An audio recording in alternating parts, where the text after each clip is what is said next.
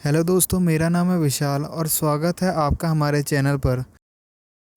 इतिहास में कुछ पात्र ऐसे होते हैं जिनके बारे में ऐतिहासिक शख्स से ज़्यादा सैकड़ों वर्षों से उनको लेकर चली आ रही कहानियों से ज़्यादा जानकारी मिलती है।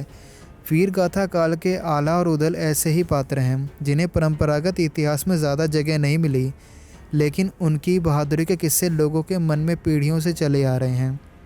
वे 800 साल के बाद भी आज भी सजीव ही लगते हैं।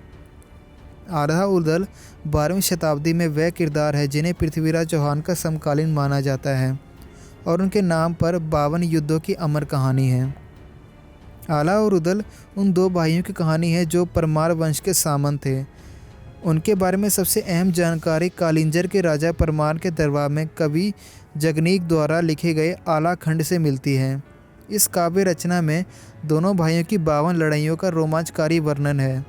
आला खंड के अनुसार आखिरी लड़ाई उन्होंने पृथ्वीराज चौहान से लड़ी थी, जिसमें यह कहा जाता है कि उन्होंने पृथ्वीराज चौहान को हरा दिया था। हालांकि बाद में अपने गुरु गोरखनाथ के कहने पर पृथ्वीराज को जीवन दे दिया गया था। आला खंड के अनुसार इस लड़ाई में आला का भाई उदल वीर गति को प्राप्त हो गया था। उसके बाद आला को वैराग्य लेना पड़ा। आला को मध्य प्रदेश के महर स्थित माँ शारदा पीठ का परम भक्त माना जाता है। आज भी स्थानीय लोगों का कहना है कि आला अमर है और वह हर रोज़ माँ शारदा के मंदिर में दर्शन करने आते हैं। ऐसी कहानी है कि आज भी हर रोज़ सुबह आला मंदिर में माँ की आरती और पूजा करने के लिए आते हैं। लोग यह भी कहते हैं कि हर रोज़ आला द्वारा माँ शारदा के दर्शन करने के सबूत भी मिलते हैं। आला बचपन से ही देवी माँ के परम भक्त थे। एक बार उनकी भक्ति से प्रसन्न होकर माँ ने उन्हें पराक्रम और अमर होने का वरदान दिया।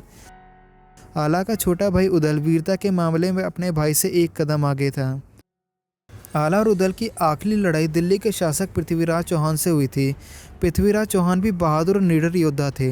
पृथ्वीराज ने बुंदेलखंड को जीतने के उद्देश्य से 11वीं सदी के बुंदेलखंड के तत्कालीन चंदेल राजा परमार देव पर चढ़ाई की थी।